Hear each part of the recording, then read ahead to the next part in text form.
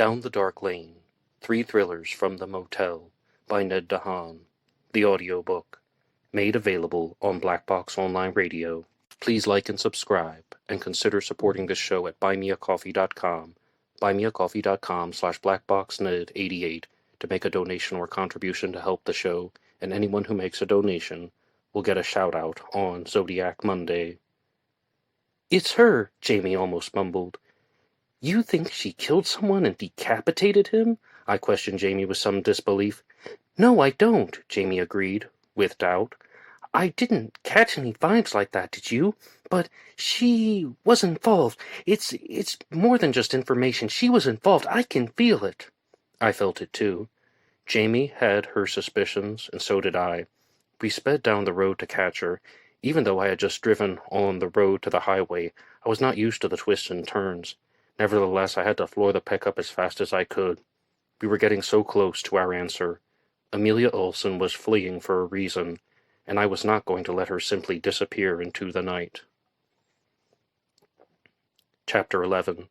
I was pushing the capabilities of the F-150 to the limits, and I barely avoided several accidents, such as slamming into a truck and to the guardrails as well. All I could see in front of me were 2 red taillights, but I knew they were from the Pontiac Bonneville. What was Amelia hiding? All Jamie and I had were instincts and vibes, but we were both in agreement that Amelia was not a murderer. If she wasn't the killer, then who was? The other people at the motel were Osmond, the possible drug addict, Dawson, the big guy with the beard, Withers, and from the description of Withers I guessed that he was either a computer hacker or a confused sex offender. In all reality, he could have been both. But neither of them were with Amelia Olson right now, at least not that I could see. Also, one thing had been bothering me. All 4 guests that had come to the motel were alone, but there were 2 things that didn't fit with that. If Amelia was involved, and what Jamie and I believed to be was correct, then she would have had an accomplice. But where was this person? The second and more important thing was, how did they get the body there, and who was he? It was possible that someone had the body in their car and stashed it in room number 1, but that would be so obvious, dragging a body in broad daylight across a parking lot. My guess was that the body came through the window. Maybe it was open, or maybe somebody opened it and left it there for someone to deposit the body. Little Jack had a key to the motel room, and there was no way anyone could get into the room with the key without him knowing. He had been in the office with the keys all morning. There was also practically no chance that Little Jack dumped the body there, so it had to have been through the window. Perhaps Amelia could confirm my suspicions once we tracked her down and caught her. I only prayed that she was about to run out of gas soon.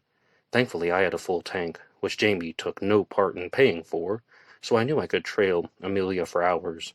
We had told Little Jack that we would be back in 2 hours, but he was probably fast asleep by now, and Amelia was so close. I was not going to turn back until we had caught her. Once we approached the turn for the highway, she drove right through the stop sign and headed north. The sound of the car horns bellowed across the flat Virginia landscape as she just missed a collision. There were too many cars in my way, so I was unable to cut right through like she did. I waited for about 5 seconds before I could make the turn and through the traffic and go left. The lights from the Bonneville were still in sight, and I floored it to catch up with Amelia. I saw that she made a right turn onto a small road, and I couldn't even read the street sign. It only took a few seconds for me to swerve into the right and follow behind her. "What road are we on?" I asked Jamie. "How should I know?" she replied. "I'm not from South." South is not a good name for a town. I spoke my mind at one of the least appropriate times. The only time that would have been less appropriate would have been at a coronation for a young monarch, or during neck and shoulder surgery. "South is not a town," Jamie clarified. "It's just the area, so we have to deal with it. And why are you bringing this up now?" "At least it's not during a coronation," I defended myself. "Huh?" She expressed her confusion. My small talk skills were obviously extremely rusty, and they were even rustier now that I was sober. Of course, neither Jamie nor I were interested in my ramblings on random subjects. Instead, we focused on tracking Amelia. The tiny road was painful for a vehicle. There were no lines on the road, and it twisted and turned every 10 feet. More than anything, I just wanted to know where Amelia was driving to. She was speeding so fast on the road it made me think that she had driven it many times, but she was not so far ahead that I couldn't keep up with her. Her taillights were still in my sights, but just ahead was the sharpest turn yet, and Amelia was refusing to slow down. What was she doing? There was no possible way that she could make the turn. The car went around to the right, and then two of the wheels lifted off the ground. The Bonneville flipped, once on the driver's side, and then crashed into a tree. The car lay resting upside down. The wheels were still spinning, but they were now facing the sky. "Holy shit!" Jamie practically screamed, only in surprise, not in fear. I stopped the pickup as quickly as I could, but I had to drive slowly around and turn and hit the brakes gently for a few feet to stop without wrecking like Amelia had just done.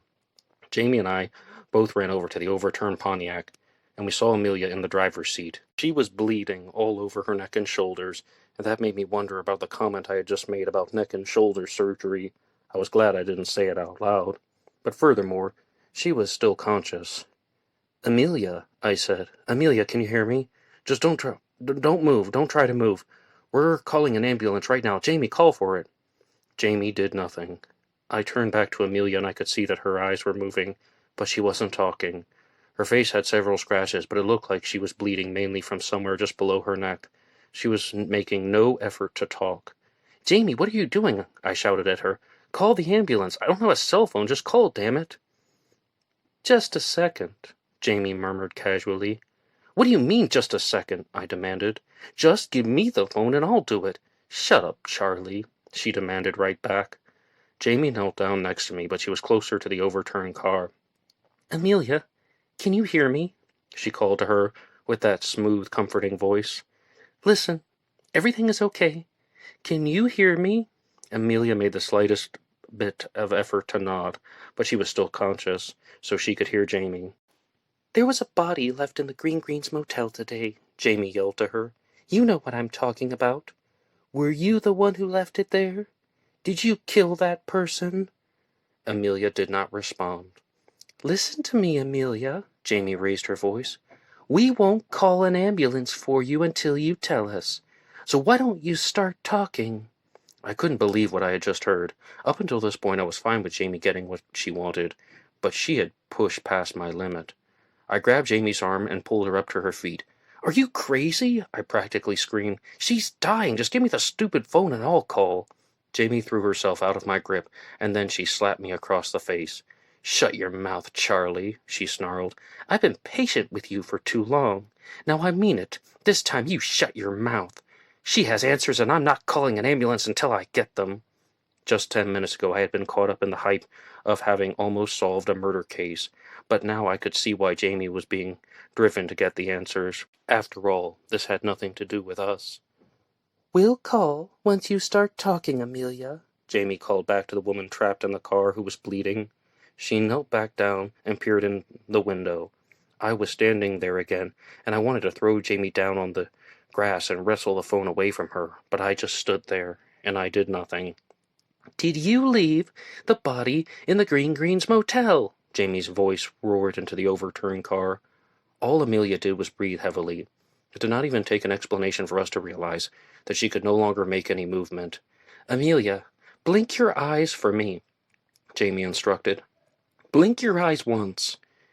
Amelia was able to follow that command. "Now blink your eyes twice," Jamie gave her a second instruction. I didn't even watch that time, but I could tell that Jamie got the reaction she wanted. "Here's what you're going to do, Amelia," Jamie yelled again. "Blink once for yes, and 2 times for no." I was only standing there listening, but I understood what was going on. "Amelia, did you leave the body in the Green Greens?" Jamie asked. "She says no," Jamie called to me. As upset as I was with Jamie's inhumanity, there was still some interest in me to know what had happened. "Do you know who did?" Jamie asked the next steps. Jamie started jumping out of her skin with laughter. She knows who did it. She knows who did it. Okay, Amelia, who left the body in the motel?" "Jamie, she can't talk," I interrupted.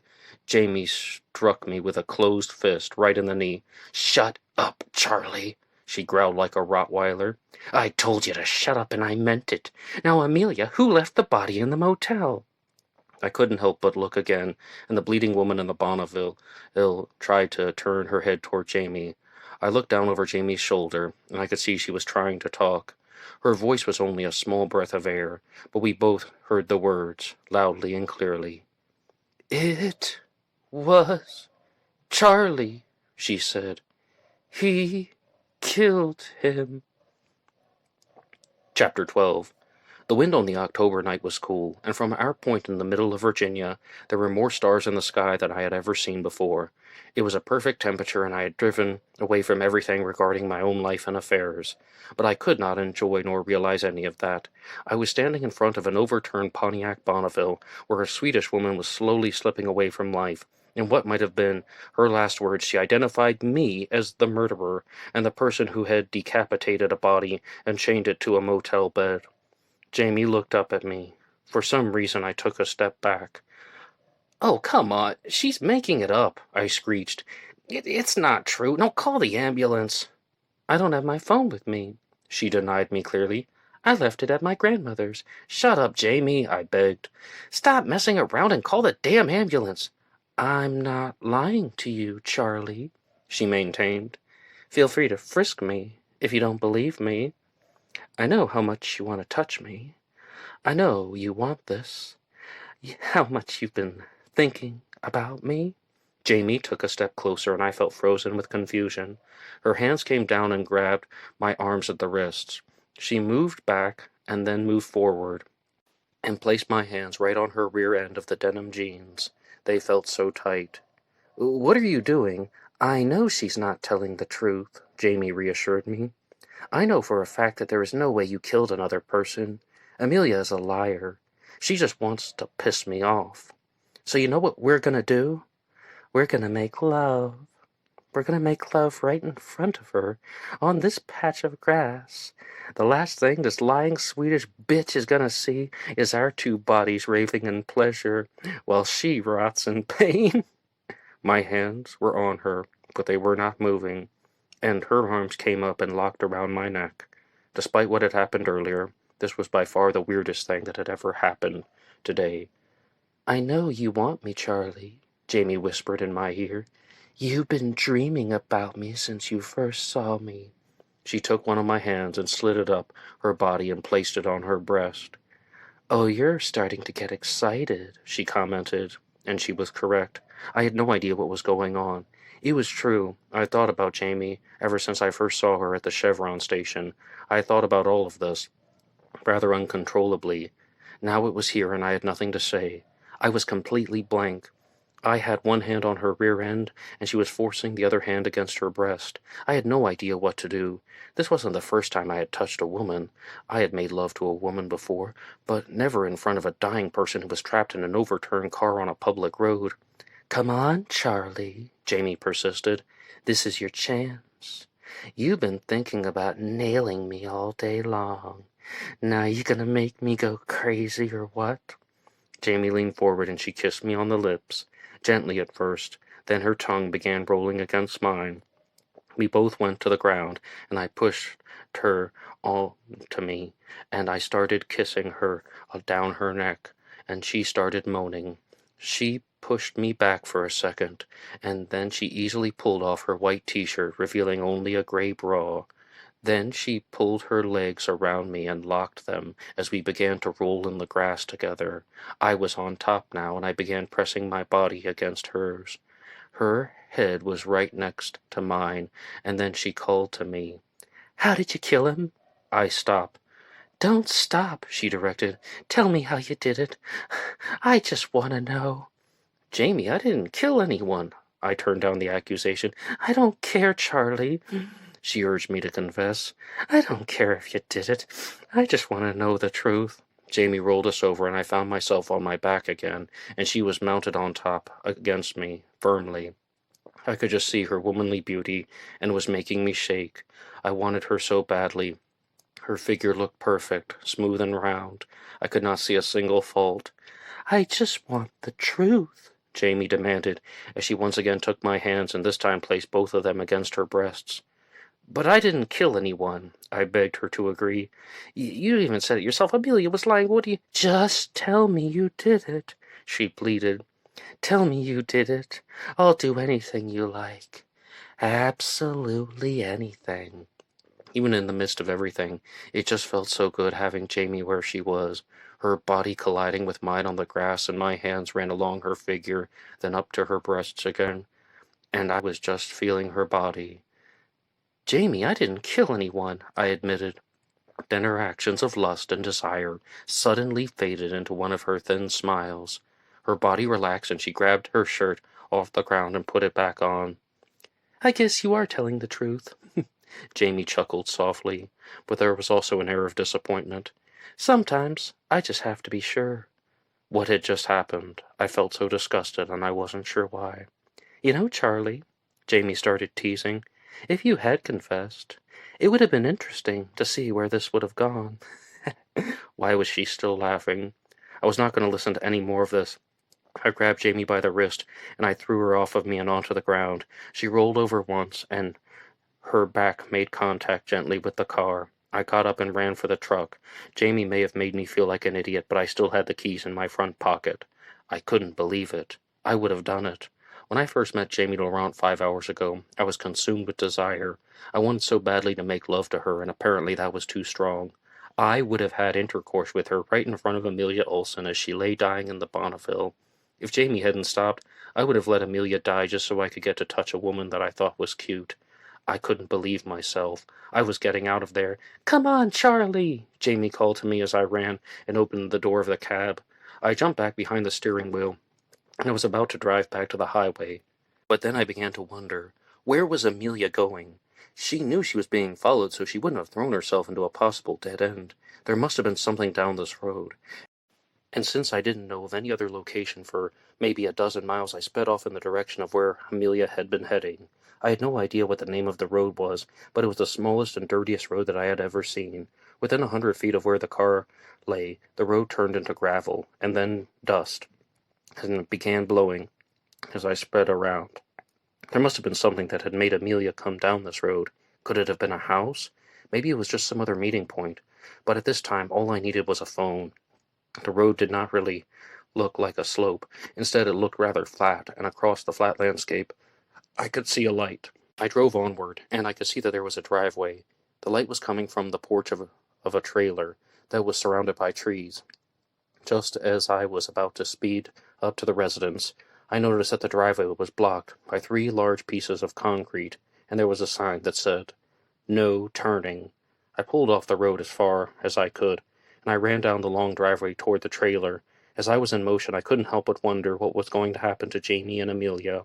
I had just left her there, and she had seen me drive off, but it would take over an hour to reach when I was on foot. What would she do to Amelia? She was actually going to let her die, just because Amelia didn't confess. The thing that I didn't understand was, it seemed like she believed that there was a chance that Amelia was telling the truth. She had to test me to see if I had been a murderer.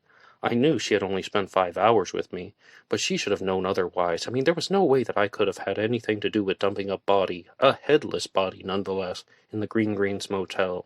Little Jack had even confirmed everything I had said about my story. I had just showed up and I had discovered the body, and that was that. There was no other connection. Why did Amelia say that? She probably just realized she was going to die and she wanted to drag someone else down with her. Jamie fell for it. She really fell for it, or at least she made it appear that way to me. Part of her thought that I might have killed the man and dumped the body in the motel. Jamie operated by playing with people's minds. She took their desires, and she made it seem like she could make them all come true. With me it worked perfectly. It didn't take a psychic to figure out my attraction to her, so she just threw herself at me to test the limits of humanity. All Jamie cared about was getting what she wanted, and what she wanted were the answers. I can't believe that I would have fornicated with her right in front of Amelia as she died. Then I thought, if she were already dead, it wouldn't seem so weird. I couldn't believe I just thought that. No, I had to regain composure. I felt like a piece of trash, and Jamie had used me, just as I knew she would. I knew that I was just her little toy, and yet I still did nothing. I made it to the door of the trailer, and I knocked as hard as I could. I was pounding on it with a closed fist to get some attention. That was the last thing I could remember, for a while. for a loud noise sounded, my eyes closed, and I felt my body fall. Chapter 13. I was blank. What had happened? 1 second I was standing in front of a trailer in rural Virginia, and now I was a rotting blur of images and light. My eyes were beginning to open, or maybe they were already open. It was hard to say, because I was standing in front of the Green Greens Motel. There was a big number 1 on the door, and I had the key in my hand. "I don't wanna be here," I said out loud, but there was nobody to say it to. Then my eyes opened for real, and I realized that I had been awakened from a dream. I felt completely out of it, and I wasn't sure where I was. The last thing I remember was knocking on a trailer.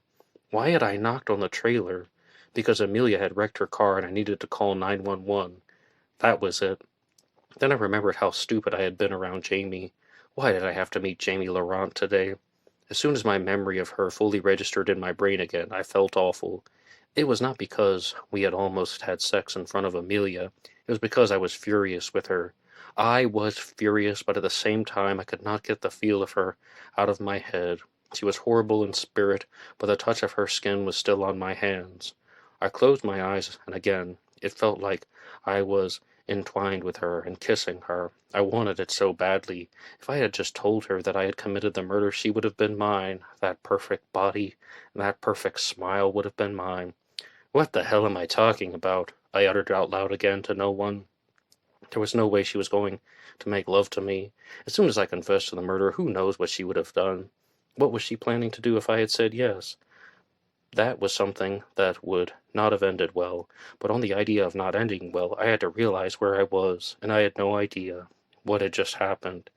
My feet started walloping around, and I was almost having a convulsion, and then I was awakened completely.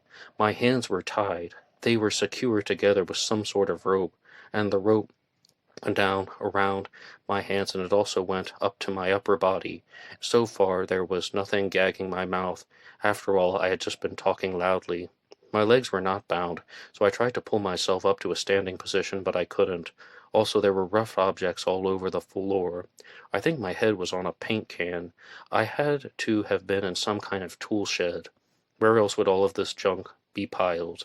I was completely blank on how I made it there, but I thought I had heard a noise. Then the sound of footsteps started. I did nothing. I had no idea what to do. Should I just remain perfectly still? I realized that that plan would not do very well. I only had a few seconds to think.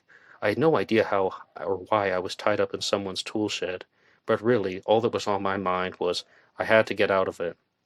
I had to think quickly. The only idea that was popping into my mind was that my legs were not bound, so I had to do something. If I could just stand up, then perhaps I could get my feet on the floor and on the ground, and I would be there in a second. I had tried it once, but it had failed. But really, I didn't have any alternatives. However, I spent too much time thinking. As soon as I wanted to put my plan into motion, the door opened, and I felt someone grab me and drag me out onto the grass. "Who the hell are you guys?" I asked, but I knew I wouldn't get an answer. They mumbled something to each other in some language that I could not understand, and I could only assume it was Swedish. What were they going to do? If they had wanted me dead, they could have easily killed me while I was unconscious. Suddenly my head began to hurt ridiculously for some reason. The pain had not set in until now, therefore it was no mystery as to how I became unconscious. But what purpose had it served? I could not see much, but I could see the trailer close by. It had the only light on the cold night's landscape. What am I supposed to do? I found myself asking. Of course there was still no response, and I was completely blank as to why they were keeping me around. The only value that I had was that I knew that Amelia had something to do with the body, and it really seemed like these people were her accomplices. As grim as it sounded to me, it seemed like that was a motive to shoot me and finish me off instead of keeping me tied up. One of them knelt down over me. I could barely see in the dark, but then he removed a small rod from his pocket, which turned out to be one of those tiny mag flashlights, and he blasted it in my face. "Who are you?" he questioned me in a heavy accent. "What difference does it make?" I brushed them off. My lousy response was rewarded with a kick right in the sternum. The rope blocked some of the force, but I could still feel my ribs getting a test of their endurance. "What do you want with me?" I wheezed a little. "You don't ask us questions," the man with the flashlight started. "Now who are you? What kind of response should I give them?" "Charlie," I answered truthfully for some reason. I wish I had lied. I really wish I had lied. "What are you doing here?" the man kept asking. "A woman wrecked her car," I continued to say truthfully. "She wrecked her car, and I didn't have a phone. I came to get someone to call an ambulance." "Why were you following her?" he asked again. I said nothing back to him. I just wanted this pathetic line of questioning to end. I just closed my eyes, and I didn't want to hear any more of this. "Answer the question," the man with the light ordered. Another kick followed, except this time it came to the back of my head and it stung. The skin was being ripped off. I could feel it. I was not entirely sure, but I could guess that there was blood decorating the ground. Two popping sounds emerged from the landscape, and after ignoring the pain in my head, I saw that both of the men were on the ground. Now it was their turn to bleed. Both of them were bleeding from wounds directly in their foreheads. "What the shit?" I exclaimed, and then I had to question the coherence of my swearing. I tried to stand up once again, but I failed for a second time. Were they dead? Or had they just been shot? And if they were dead, what had just happened? I was now entirely convinced that I had entered the weirdest part of the entire planet, and I strongly regretted that I had come anywhere near the Virginia-Maryland border. There were more footsteps crunching across the grass as they approached me.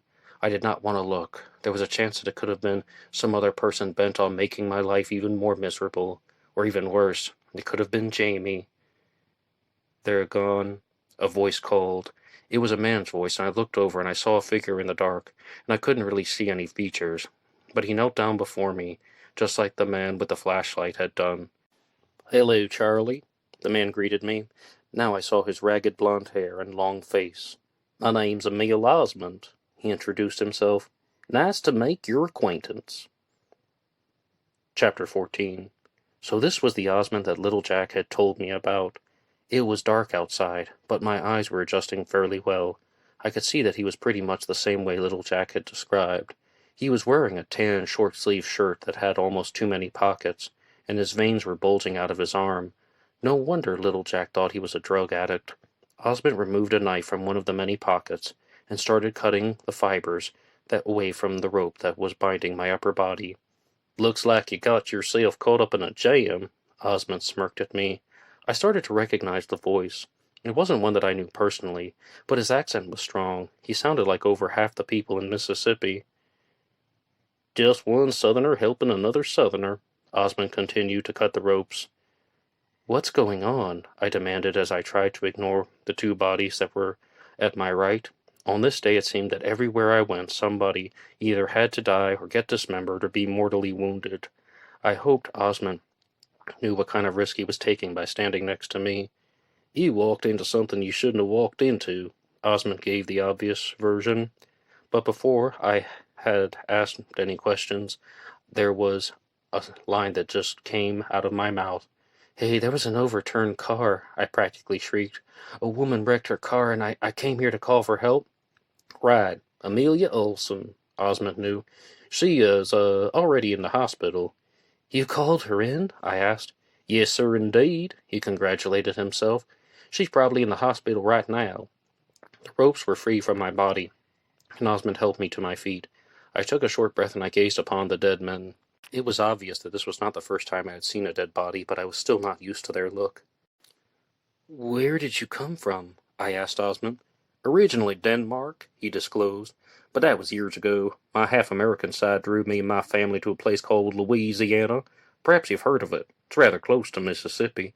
"How did you know?" "Some things are easier to know than you might think," Osmond gloated, as we began to walk along the grass to a tree line. Osmond didn't seem afraid, so I figured I had no reason to be afraid. Anyway, it gave me time to unravel my enormous list of questions. "Well, Mr. Osmond," I started, "who were these people, and what the hell is going on?" Osmond turned to me, and then he reached for his largest pocket, which was located right above his waist, and he removed a small pistol with a very narrow barrel. "This is a .22, he showed me. It doesn't take an expert to learn how to shoot a dime from 100 yards with a rifle, but doing it with a pistol in the pitch black, that might take a little practice." I still was not sure what he was trying to say. I also was still unsure of anything now. I knew next to nothing about firearms, but even with my limited background knowledge, I doubted that Osmond could shoot a dime at 100 yards in the pitch black. But who are these people? I mean, who were these people? I didn't know what to say. Are they just a bunch of Swedish terrorists or something? Osmond turned and scowled at me. I'm not really sure Swedish terrorists exist, he rumbled. Anyway, Amelia Olsen was from Sweden, but those two men in the field, and possibly everyone involved, was from Denmark, like me. And before you ask, no, they are not Danish terrorists. They're just doing a form of business that people might frown upon. I wasn't sure if that was terrorism or not. Maybe it was like a Danish mafia. No, Danish mafia sounded like a pastry that had too much chocolate and caramel on top. Sadly, now I was starting to get hungry again. I had just been stuffed before I jumped into the F-150. What is their business? I asked as we entered the line of trees. And how do you know all of this? I had the strong feeling that no matter how many questions I threw at Osmond, I knew that I would not make a dent into what was really going on. Osmond stopped walking. He turned to me, and he was grinning. His eyes were extremely wide. How do I know this? He asked rhetorically. I believe you have a truck parked out front. Thankfully, the people who tried to confine you were idiots and didn't even bother to move it. You drive and I'll explain on the way. But, just to let you know, we've discovered a gold mine. Chapter 15. The truck was driving smoothly along the road, and I was making sure I would not lose control like Amelia had done. So are you at the FBI or something? I asked Osmond. What are you talking about? He laughed at me. That would be a waste of time for me. I'm a collection specialist. If someone is wanted and there's a reward, I find them and I collect. So you're a bounty hunter, I determined. No, he swiftly rejected that statement.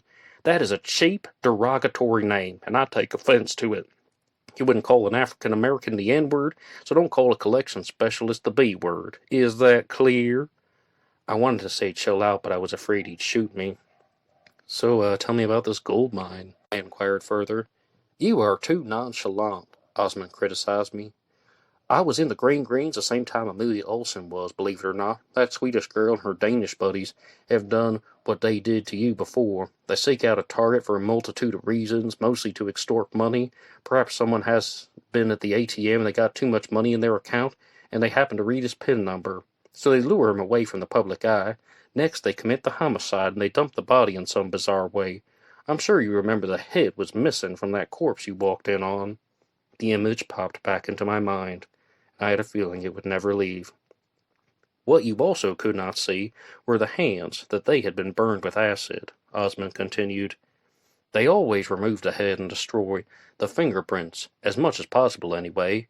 Why? Because bodies are often identified from facial features, dental records, and fingerprints. If they tie up a body like they did in the Green Greens, it'll leave the police guessing for way too long. So, if what I know is true, these people have done this at least 7 times. Osmond kept talking, but I was not sure I followed everything. Why did they have to kill them? I asked. If they wanted to steal a wallet and a PIN number, why don't they just steal the wallet and the PIN number and not kill the person?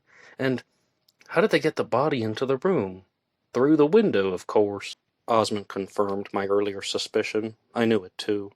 Also, Osmond went on, if they simply stole the wallet, it would be instantly reported, and the credit cards and the debit card would no longer be valid. They would be cancelled, and they would not be eligible to use. This way, they have at least a few weeks to spend an exuberant amount of money.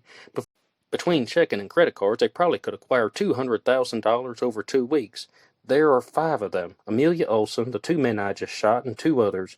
So, making $40,000 for 1 day of work is not that bad. Sounds pretty enticing, I said. Osmond gave me a dirty look, and I started to feel awkward.